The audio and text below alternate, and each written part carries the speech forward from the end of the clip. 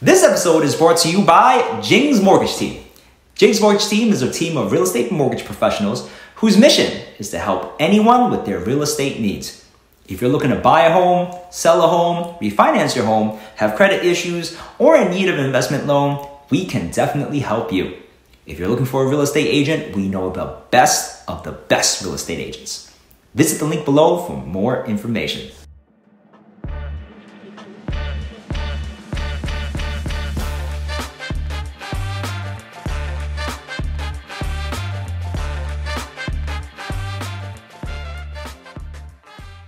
For our viewers that are first tuning in, this is Secret Sauce with Hamilton Lao, a podcast that strives to peel the curtain back on different entrepreneurs, what makes entrepreneurs successful, mindset, what makes people tick. So I am honored today to have the awesome Vinnie Suchdeve on Secret Sauce with Hamilton Lao to talk about what makes him awesome. And I appreciate you again. Man. I noticed when I was doing some research about you that there are some interesting consistencies about your life. Whether bartending or you were working, I believe, in a wine distribution beer, company, wine sales, right? Exactly. Yeah. Many of your positions, you always strive for a leadership position. And I consistently, I think like the last 15 years, whatever position you were in, you always strove for a leadership position, and leading you now to your own boss, right? As an entrepreneur, as one of the top agents in Bird and Swing, and also a CEO of your own company, right? So I'm so excited and fascinated to see what is behind this awesome entrepreneur here. But first, I guess, let's talk a little bit about you. Let's tell us about your background and your parents. Where you from? Yeah, so I'm from Queens, New York originally. So my parents had that dream early, and I came to Long Island when I was 1. We moved here. My parents are both immigrants. My mom is from India.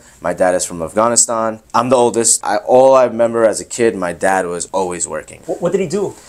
He did an array of things. His main business right now, he's the own franchisee of 7-Eleven. He has a couple of stores. But growing up, he did everything. When I mean everything, he was a taxi driver. I remember going out in the morning with him when we first moved to Long Island. He went on a paper route, so we would go out. He'd wake me up in the morning. We'd go on the paper route together at like 6 o'clock, go pick up eggs from Stop and Shop, and then go back and have breakfast with our family. He had during the 2000s, he had a bunch of cell phone stores. I think that's kind of where I got a lot of it from. I've always seen him. It's funny what I notice is when entrepreneurs and self-made people always have their own schedule and they have the flexibility and they trust in themselves and they're ready to work to the bone. But I always notice they tell their kids, get a job, make sure you go to college. It's very interesting that they're living one life telling their kids to have a stable job, get a good income, make sure you have a safe career. And I've heard that my whole life from my parents, and go figure, I turn around and I'm kind of doing exactly what he did, right? I obviously have my own company. I'm a real estate agent with Bird and Swing. It's kind of ironic how my whole life he said, get a job, be safe, make sure you do good in school, make sure you do good in college to get a great job, and now I'm doing this. Have they ever worked in like a 9-to-5 style of job? Never. Interesting. I wonder what do they say? The grass is greener. Right, on the other side? Exactly what it is. Always on the other side, because he was really working so hard. He didn't know. He saw his customers, right? Right. He didn't necessarily know the grass maybe isn't greener on the other side, but he just wanted, in his view, hey, maybe it's a little better if you guys get a secure 9-to-5 job. My mom did have a job at Bloomingdale's for a while. Business is very fascinating to me because when we think about the American dream and just being American, we always think about being your own person, being free. Correct. Being able to do whatever you want to do. And to me, it's like there's nothing more American than being an entrepreneur. Yeah. Because you can literally live out your dream. Life, your dream, your life, whatever what you're comfortable with, right? So it's fascinating. It's always fascinating to me when I speak with entrepreneurs such as you, just because I want to figure out what is it about your experience that gave you this perspective. Your father has always been that hustler. Always. You looked at him and admired. Yeah, he was a shot caller. He was the guy, that buck stopped with him. He never complained. In business, as you know, there's really, really good years and there's really, really tight years. But he was always ready. If the tight year came, he would just work harder. He never really made it feel like anything was wrong or, anything was like, business was wasn't going good. It's just, he just did what he pretty much had to do. To work harder a couple of years, he would. And when it was good, he could take it easy a little bit. Maybe we got a new car or something, like he would enjoy it. I wanna actually ask you, since your old man was always telling you, hey, get a 9 to 5, be secure, right? Like, was there a point in your life where you believed him? Again, judging by your history, clearly you ended up not following that advice. But, no, not at all. But was there a time where you actually believed him and tried it out? I tried, man. I went to college, right? College for me was like extra little longer because I guess my focus wasn't there, and I was always working, and I was always having these like side hustles, you call them, and you know, I bartended for a long time during college, but then I was always doing something. Like, I'll give you an example. Like, remember the iPhone drop? iPhone craze used to be there. So I used to be the guy that waited online, paid for money to get like 10 of them, and then buy 10 of them, and then resell them for like a, you know, $300 profit each. And you know, that would be like one little side hustle, you know. So it just, my focus wasn't in school. It's not that I was ever like a bad student or I didn't get it. I know I don't want to be like a doctor or a lawyer or a surgeon or engineer, physical therapist, you know, which is all great, but like all the classes I'm taking are basically just telling me what I already know, in a sense of, they're just giving like words for it. Capital, okay, the money you need to start a business, right? Like, or your working money, like, you know, I know what that is conceptually, and now I know it's capital. Thanks. So, you know, I didn't think I needed to sit in the class to learn all these things, you know, so, which is specifically, that was my take from school, right? So my focus wasn't there, which took me a little bit longer to finish, but I had to try it out. I had to try it. That everyone's telling, get a job, make sure you get a good job, make sure you get a safe job. I've been hearing that my whole life. Obviously I'm making it by doing all these other things, but so I got a job at like this like medical device company, and I was on the back end, and it was a good job, and you know, I was doing a lot of like their logistics part. Oh man, from the first day I was just like, what is going on? Was that wireless touch? No, that was a cell phone company. Oh, okay. It was Genodyne Biotechnologies. Oh, okay. Yeah, it was a small stint on my okay. 6 months, and I was just like, I can't do this, man. Right. What was it about it? Like,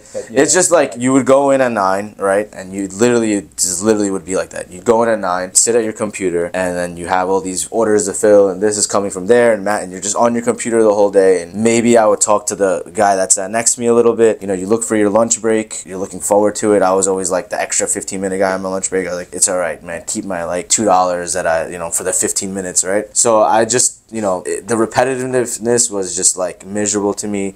The lack of like talking to people or communicating with other people like face to face was miserable to me, you know. And I looked around a little bit, and there's nothing, you know, some people like that, they like the consistency, like, you know, everyone, there's nothing wrong with it. So like, people would go and work, and then they would, every week it would be the same. Monday they would talk about their weekend, Tuesday, Wednesday their weekend stuff would fizzle out, they'd work really hard, they'd get all their stuff done, and then Thursday, like, oh, what are you doing this weekend? And I'm just like, what? Like, I don't even live like that. And I was actually bartending on the side, so I'm like, I'm gonna go to work this weekend, like I want to try to make as much money as I can, you know, like. And again, the more you work, the more orders I fill, the more I try to be efficient in what I'm doing. You'd always get pushback from 3 other levels higher, because, you know, it's not their idea, or you would not get compensated for it, right? So if I figured something out to make things easier, they'd be like, good job, buddy, and they'd be move on. It's not like, good job, or here's your promotion, or here's another $1, or they'll get or they'd be like, yeah, like, you know. So I just wasn't really feeling that at all.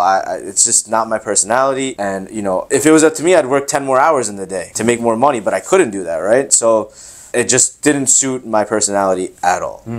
So I did try, I gave it a fair shot, I gave it 6 months, and I just was like, I'm out. So I mean, after that I went directly into sales, and from there, this is all, you know, all I know, and all So when you got into sales, you know, talk us through with your perspective on moving up, because that's again consistent in your history, because it's like, it doesn't seem like you were, I mean, based on what you were just telling me, I can have my assumptions, but I would love to hear from you. It doesn't seem like, you know, you're satisfied with just doing the regular 9 to 5. Like, you want to be in a position where you're your own boss in a way, or at least leading people, right?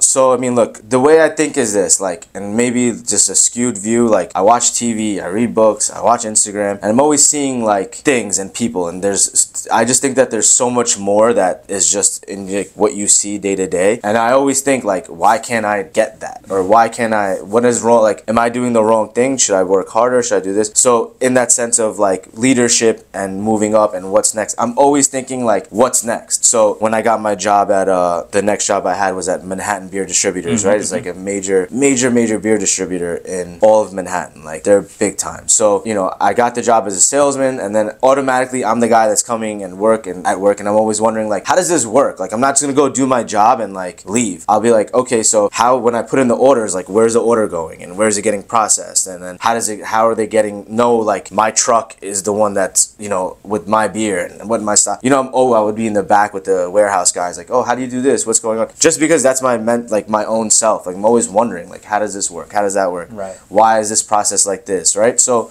I guess by asking those questions you learn more, right? Some people like to just do what they like to do and then go home. So I would, you know, that kind of made me like a little bit more better at my job, I would say. 100%, right? And because if you know the process, wouldn't you argue that it would make you a better salesman? Yeah, because I know you'd be able to answer questions, and also because you're in sales, kind of highlight some of the great things that you and your company can offer. Exactly, right? So look, I know I could be here. Listen, I know I could make it, like, you know, especially being back with the warehouse guys, you become friends with them. Like, so if a delivery's like after the cutoff, I could, hey, listen, do me a favor, can you get it in for tomorrow?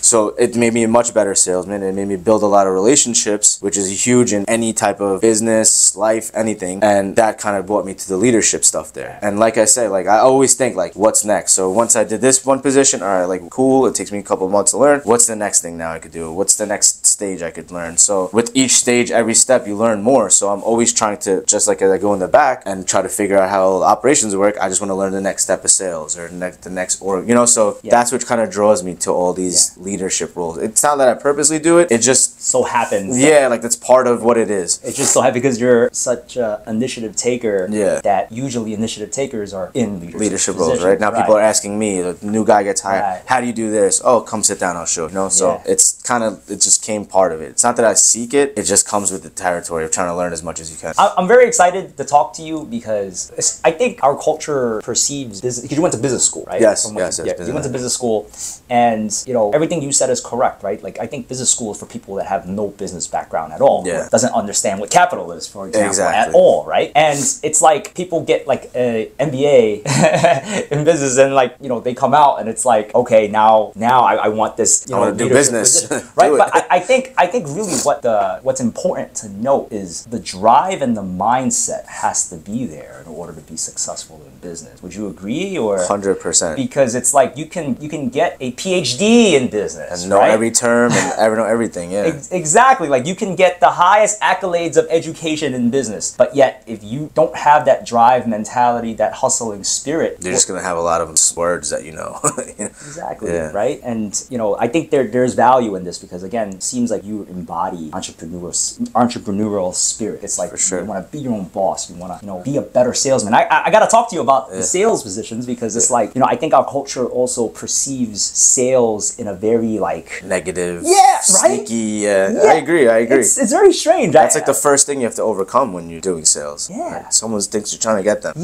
But to me, it's like the reality is you're just connecting people together, right? It's like, you have a need, I have a product, I'm gonna show you the product. Are you interested? I'd love to help you, right? And, you know, and as you were mentioning before, it seems like best way for you to be more efficient at sales is being more knowledgeable, right? Being able to hustle more and be more efficient, talk to more people, right? So thank you for that. I think our viewers could definitely gain a lot. Yeah, man. I mean, that's the big part of, you can't be everywhere, right? So you have to be efficient. You have to definitely know what you're talking about. Because, like, to your point, right? So people look at sales like you're trying to get one over on them, or you're trying to just do everything for money, or, you know, it's really not that. I think that if you have a good product, or if you're trying to do the right thing, that you really are just trying to push your product, but push it in a way where it helps them. You don't never want to sell anything that's bad for somebody, right? I think that's where, when people get that experience travels further than, hey, I bought a house from this guy, he did the best job in the world, call him. Where it's like, oh, I got this house from this guy, he didn't know anything, he ruined the whole process for me. I think that story for some reason travels further than the first one, where everything was right, he told me all the right things to do, negotiated all these things. They'll tell, like, their close family friends that, and they'll make sure that, you know, maybe they might refer you, but I think that negative experience for some reason just travels further. So the way I look at sales is more like, in anything I've ever done, and somebody actually told me this, and there's a, you should look at yourself more like a consultant in that sense, where you have this product or this thing that you have, or, and somebody out there it could be really good use for. Your job is identify the person that it could be a really good use for, and the second is teach them how this could be good use to them. End of the day, if you're doing that, you both will have what you need out of that product, make money or sell more beer or sell houses or get the perfect house, or have the solar panels and be more efficient. So once you find that person and you teach them and guide them the proper way to use it and have it, then it's like a no-brainer, right? It's like a win-win. Yeah, what I notice is that people associate doing good things with selfless, there's no gain at all. Yeah. Right? Yeah. Which, there's nothing wrong with charity, right? Not People who just do things without any kind of gain. But, how do you feed your family, right? Exactly. So to me, it's like there is absolutely nothing wrong with, helping people, and with a, whether it's a house or there's something at the end, yeah. Exactly. And then you gain from it, but legitimately helping people. Absolutely. I think I never heard that perspective, but that's very true. Yeah. People do like, oh, if you make something out of it, like, there has to be something wrong. No, like, I'm really just helping you. It just happens to be that I get, something out of it at the end. Yeah. And I'm going to try my hardest to make sure that it's the perfect thing for you, but what are you worried about me for? You know what I'm saying? Like, yeah. I think in our culture, the entry level to be sales is low. Yeah. Anybody can get into sales. Yeah. But anybody cannot be good at being a good sales. Correct. Right? Like, I think it's like an art form. Definitely. Because it's really like it is part, in my opinion, part of the American dream, because that American mentality, because you're free, you are who you are able to be. You do it your way. You do it your way, exactly. And the better you do at it, the more money you make. Simple as that. Exactly. With, of course, the priority of helping people. I think sales, it should be a redefinition, in my opinion. I agree. What sales is, because it's like, should recategorize it or something. It's not ripping people off. I think they're bad salesmen will rip people off. With short term, you're absolutely right. Just in some, like, short term, they get a short term benefit of closing the deal, but they will not have a long term benefit. Their reputation is tarnished. Exactly. There's no referrals. They'll remember that person as being shady. I want to come back to this because you were mentioning before about doing the right thing. Yeah. And that it seems like the secret sauce for you, in being successful, is doing the right thing. Can you talk a little bit about that? Like, what is based on your past experiences, like, what is the right thing to you? So, I think the right thing is basically, look, I grew up in like a household where literally when we were young, we really didn't have much. We were from apartments to apartments, but one thing, again, back to like my dad and my mom, like, they never really like try to take any shortcuts, and they always were, my dad could always, and my mom also could always hold their like head high wherever they go. Everywhere I went, I was always, Jim and Son, oh, I love that guy, he's such a good guy. Everywhere, growing up, that's all I heard. It's literally all I heard. Oh, he's such a good guy. Out here, story, oh, he picked me up from the airport when I first got to this country. I'm his friend's brother. He didn't even know me, but he would drop what he did, come pick me up. And I don't think my dad had anything to gain out of that, right? He wasn't like, okay, now thanks for the $50. Give me $50. He just did it because that's what he thought in his mind was right. So doing the right thing is, kind of just been instilled at a young age. You should just, you shouldn't have to rip people off to make money. You shouldn't have to force anybody to do something that they don't feel comfortable with. Your goal in work or whatever is to make people feel comfortable making their decisions. Right. That's actually one of the good things I like about this brokerage, is that they kind of condone doing, not saying doing like the right thing, right? But the goal is to not basically sell a zillion houses, just put them in and we're on to the next one, or it's not really that environment here. The environment is to take your time, build the right relationship, see what the person wants or needs. And then your job is to basically help them find that need, and take your time with it. Doesn't mean if it takes 6 months, it takes 6 months. It's okay. You'll survive. Like some things take a little longer. Sometimes you do a sale in 2 houses. Sometimes you do it in 50. But as long as you stick to doing, the right thing and looking out for your client and not making them feel comfortable, like you said, long term, you end up getting more out of it.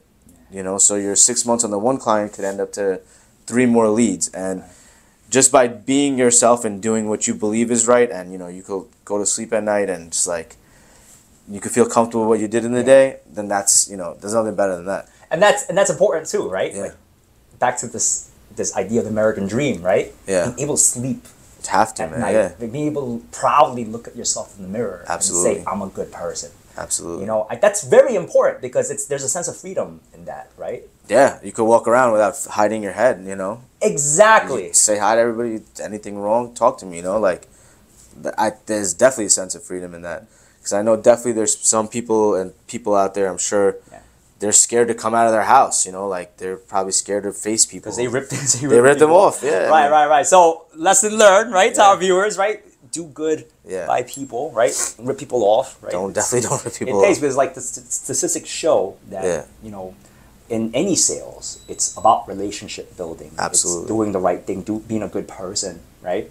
Because that's ultimately what's going to lead you to a potential sale or lead you to closing, right? And even if they don't, it's not a big deal. You're a good person and you made a friend. Like, what's wrong with that? There's nothing wrong with that. Yeah. And so, talk to us about this awesome endeavor that you're entering upon. You're a net zero energy. You're CEO now. Your own company, right? Is this your first company that you started? Not really my first, man. I've had a string of companies. Oh, wow. Can you talk a little bit about that? It goes back to even since I was like in, I don't know, like 7th grade.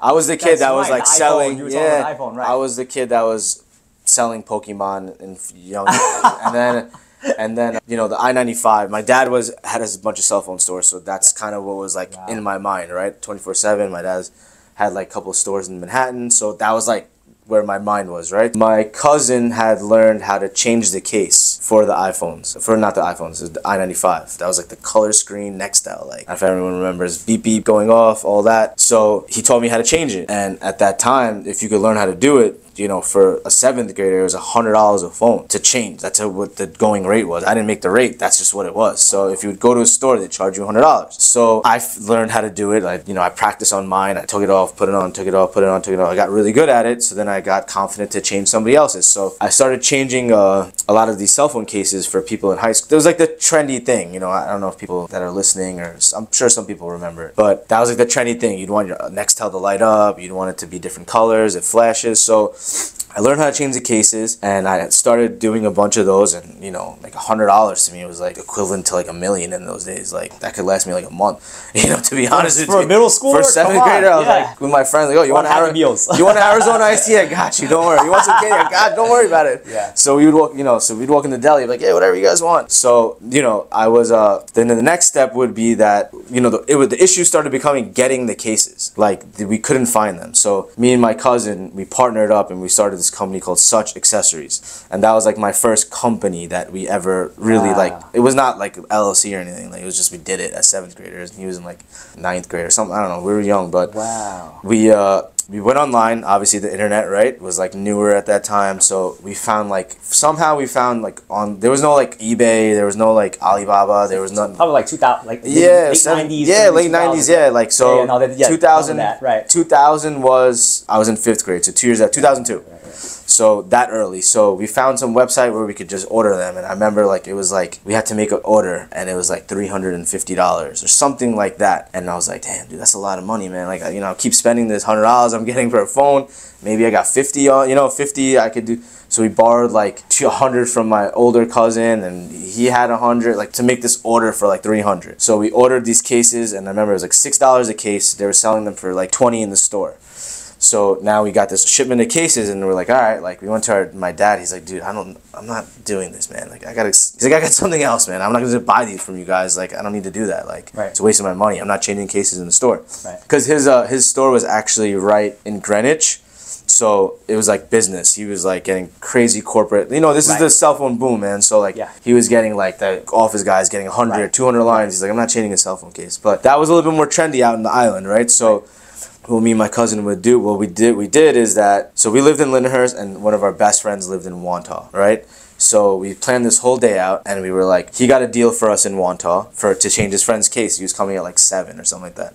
So I remember on a Saturday we got up and we timed it out and we went to every single stop in between, and every single stop there was an hour gap. So we went every single stop. We would walk up and down the main street, give us an hour. We try to sell these cell phone cases, and we literally struck out in Amityville, struck out in Massapequa, struck out in Massapequa Park, struck out in Seaford, struck out in Massapequa, and then we finally got to Wanto. So we're like, we hate the day. Like, it's hot. Yeah. It's summertime. Like, we just been getting like, what are you guys, 8? Like, you know, who are you kids walking into this store? Like, you know what I'm saying? Like, what is this? Like, does this even work? Like, so crazy, oddly enough, we get to Wanto, cell phone store right there. That guy ended up being our first customer and bought the whole lot. So we had all these cases. We just had one left for his friend. So that was like our first like business where we started. Then he was calling us for orders. I'm like, dude, why can't, in my mind, I'm like, why don't you just look it up? But I didn't know that's what business was. Like, you have the need, I do the work, I figure out this stuff, and you go get it from me. Because for him to go look and research it, he'd rather just pay me the $8 or $10 I was charging, you know what I'm saying? So that's when our Such Accessories business started, and then we tried to get like earphones, and like that was when that was hot. That was like a total bust because we got the bad version and like the cheap one, and everyone's like, get this garbage out of here. So that was like my first company. So that was like my first like bug, but we did that for like a full summer, to be honest. That was like what we did. Made some good money. We did, and then school started, so then we're like, we gotta, you know, we can't be going up and down. And my dad's like, dude, where are you going? Like, with this backpack at night, with like these tools to go. I'm like, he's like, dude, go to school, man. This is not, you know, this is a good summer. You did it. And even actually, we went to Virginia in that summer because our uncle lived there. We tried to do it there too. We got a couple of sales. So our enterprise was booming, but school started. So we had to get back to we had to get back to it. That's amazing. Well, I mean, you know, tell us about how you felt at the time when you made all this money. I felt like Scarface, man. Yeah. I was like, yo, this is it. I looked at my cousin like, gangster. Yeah, I was like, yo, we got money, yeah. And, you know, it's probably like $500. It was like, maybe the whole summer we made like $2,000 each or something like that. Which is amazing for a But kid. for 7th grader, like, that's a lot of money, man. That's equivalent to like, I'm not even joking, maybe like a lot, you know, like $500K or something like that. You know, it's a lot of money. Like, we could ride out the summer, we could get all the candy we want, all the ice cream we want, you know, all the baseball stuff we want, basketball stuff we want. So I felt great, you know, and that's kind of when I was like, this is kind of like, this is legit. Like this, you know, I could do it when I get up on my own. The risk was, I felt like, you know, the $300 risk of getting that lot was like everything in the world to me. Last thing I want to do is go back to my parents and say, hey, like, I borrowed like $200 from my cousin. Can you help me give it back? You know, like, it just would feel weird, but it ended up working out. So that's when I got that first bug of like, I gotta just do my own thing. I gotta. It's your own boss. Yeah, the flexibility is what I really love the most, man. Right? Would you say that all the other entrepreneurial endeavors that you went on afterwards had that, or you refer back to that first moment? Always, man. Like, it's the first time. It's such a euphoric feeling. I can imagine. It's amazing, man. Where it's like you had an idea, you made it happen. Yep. You got, you know, in that case, you got the inventory. Correct. And then you took sold the risk. it. Yeah. You took the risk and you sold it, and like there's just nothing more. Nothing better than that. Nothing better than that. This is like, right? This is amazing, you know. Like, and then you start thinking like, why doesn't everybody do it? You start like thinking like things like that. But as you get older, you realize like when people do business, they focus on what they focus. So you have to figure out your space in the world. Yeah. Right. And then maybe also just figuring out when to continue, when to quit, right? Because I can imagine if you didn't make that last stop to Wantagh, you said. Right? Yeah, exactly. If you didn't make that last stop to Wantagh, would we have a different Vinnie Suchdeve today? Possibly. I'll never forget that moment when he was like, we were defeated, man. It was hot. You know, we bought like one bottle of water each. It was like 12 and we were already like $300 in debt. I was like, dude, I can't even buy this water. It's another $1. Like, you know, like I'm thinking things like that. $8 for a ticket. I was like, oh my God, dude. Like this day is expensive to me. Like $2 on water, $8 on this ticket. You know, we're trying to hide in our pocket to get to the next stop, try to like not get caught, to get the punch card or whatever, you know? So like, we're just like freaking out. Like, you know, I'm like I said, like $300 in debt at 7 years old, 7th grader. I mean, it was like a lot. Yeah. But that last stop, the guy's like, oh, I'll take the whole lot. I'm like, excuse me? Yeah. The whole lot? He's like, yeah, these are great. It's one of the best, like, he was like, I remember he's like, this is one of the best quality ones I've seen. And then I use that same line on the next people. I was like, these are like the best quality. Yeah, it's amazing feeling, man, and it's like addicting, you know, to just think of something and just something happens from it, you know. Yeah, it's great because it's like, you know, it's such honest work. Yeah, it is. It's honest. I'm a salesman, but it's honest work, man. It's honest work. Running up and down in the heat and this and that. And Yeah. even, like back to what you said, man. People get that I was a salesman that day, right? I was selling these cases, but I really did have something that even the buyer thought it was the best thing in the world, So, that's really what it was. And it was very honest work. Yeah. Slaving away up and down those streets. Like, it was hot, so. Yeah, I think maybe me touching on something here. I think maybe I think my advice to people who maybe does not have that hustler mentality, maybe doesn't have that drive to go to that last stop. Maybe sales isn't for them. It isn't. They're looking for an easy way out. Like as you were saying, like something 9 to 5 or something. I'm gonna guarantee paycheck. Yeah. I just have to do the same thing again because there is nothing monotonous about sales. Nothing. It's always something going on. 11 o'clock at night. A different way to make money. Absolutely. And in an honest way, right? Yeah. So let's. I guess we'll come back to the net zero. I mean, well, is there another great? No, story so there's so net zero. Basically, me and a couple of my friends, two of my partners, we were always looking. I was in real estate, and one of them's in banking, and we were always looking at trying to figure out. I've always been one of those people, as you see, I fill my coffee up, and I don't use plastic. I think it's such a bad path the world's going in, just over consuming in a sense of with plastic. It makes me sad. I see those pictures, the big plastic bed of Texas, decided that in the middle of the ocean. I'm like, that's not good. It's just over consuming, and there actually is ways for us to be more efficient in the way, and the biggest consumer of energy is the way we live, right? Our houses, our cars, all those things. So we were talking, and basically there's all these things out there that can help that and that actually get a bad rap because maybe in the beginning it was the sales, it was just such a crazy quick way to make people make money fast that they really didn't explain how it works or just did the deal or things like that. But one main thing is solar energy. It's if it works for your house, it saves you, it's like a win-win. It saves you money, less consumption of electric, and you you have a cleaner footprint. Right. And there's no way in those three things I said that it does, which one is bad, Exactly. But it just has such a bad connotation. I put solar in my house, started getting leaking, and the guy didn't come fix it. So it has those stories that travel further. But if you look around, more and more people are getting it, and that's a reason, right? So we figured out what's the most efficient way where we could kind of combine all these things together, like water purification, LED lighting, and all these things actually help you save money. There may be initial costs, but a lot of the time you could finance them.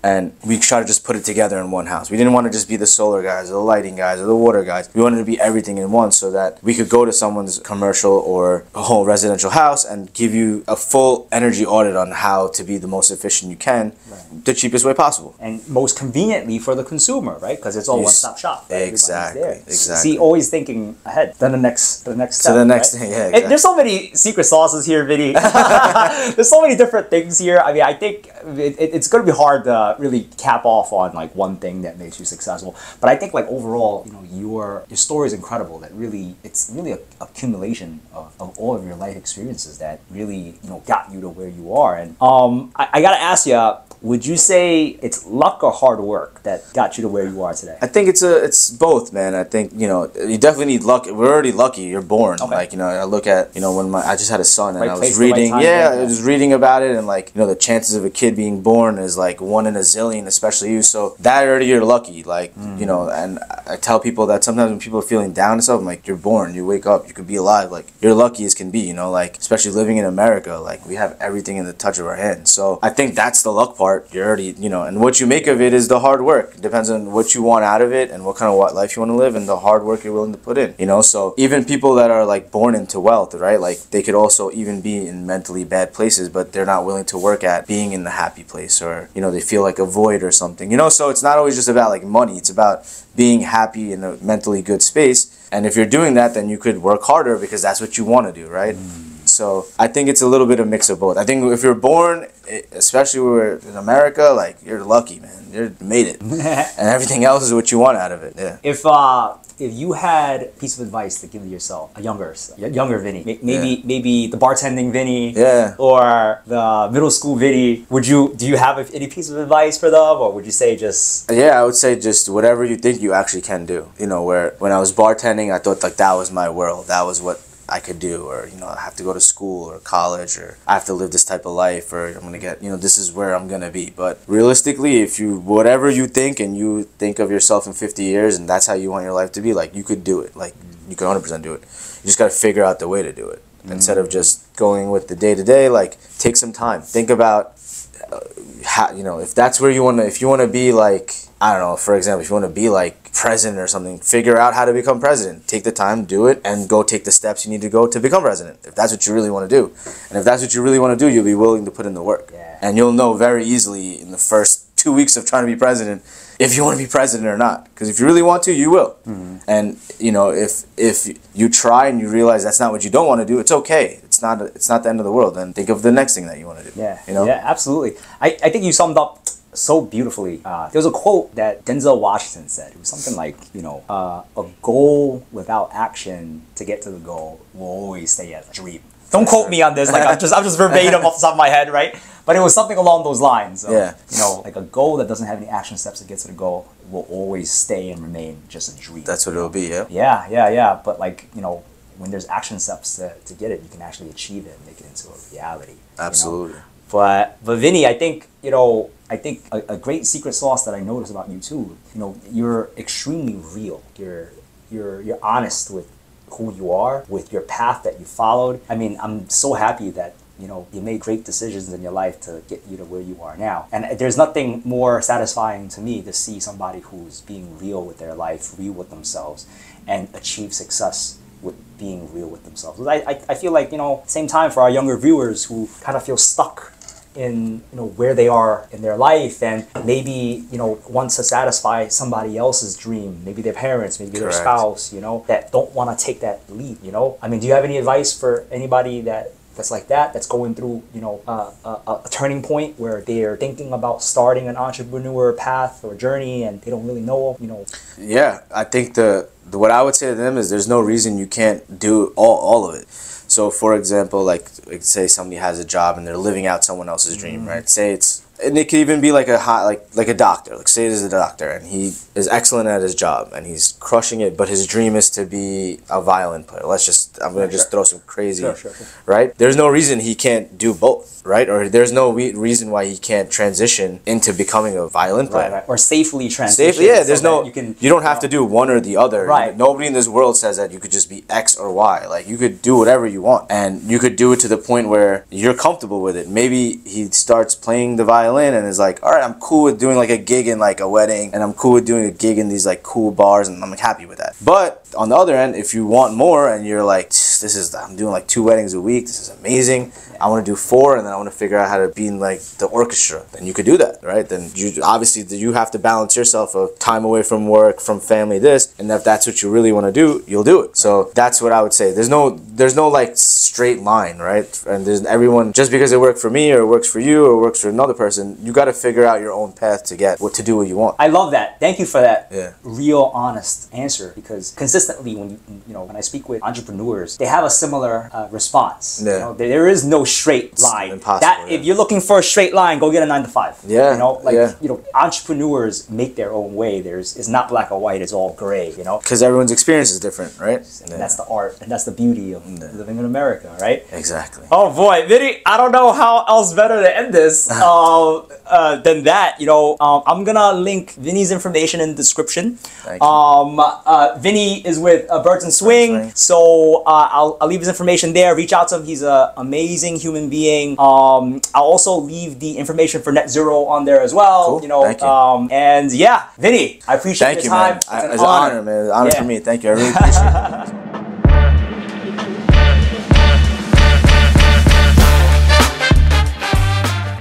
This episode is brought to you by Jing's Mortgage Team. Jing's Mortgage Team is a team of real estate mortgage professionals whose mission is to help anyone with their real estate needs. If you're looking to buy a home, sell a home, refinance your home, have credit issues, or in need of an investment loan, we can definitely help you. If you're looking for a real estate agent, we know the best of the best real estate agents. Visit the link below for more information.